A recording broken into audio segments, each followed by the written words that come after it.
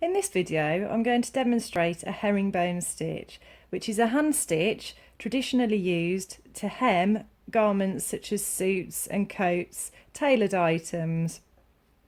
I've started off, I've got the pressed edge of my hem allowance here, which I've just pressed under, and this is what would be the main fabric of the garment.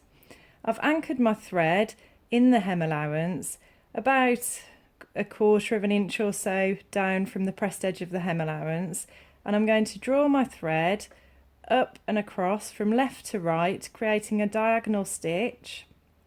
and then just parallel with the hem allowance, stitching from right to left, I'm going to create a stitch, pull that through, and then I'm going to draw the thread back down from left to right, creating another diagonal stitch. And I'm just going to measure, I'm holding it there so that I can see that the stitch is at the right angle, and I'm just going to stitch just within the hem allowance, not through the fabric of the main garment this time. And I'm just going to stitch from left to right again, as I did above the pressed edge of the hem allowance, just within the hem allowance this time, to create the next stitch. And then you just repeat the process. So I'm going to continue to stitch diagonally from left to right, and then stitch parallel with the hem allowance right to left, pull that through, measure my next stitch,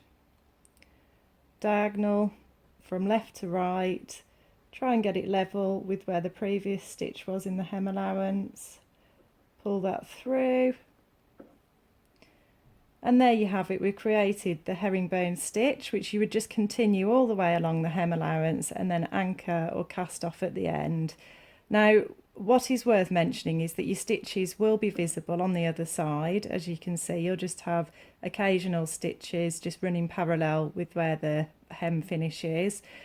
which is why this is traditionally used for tailoring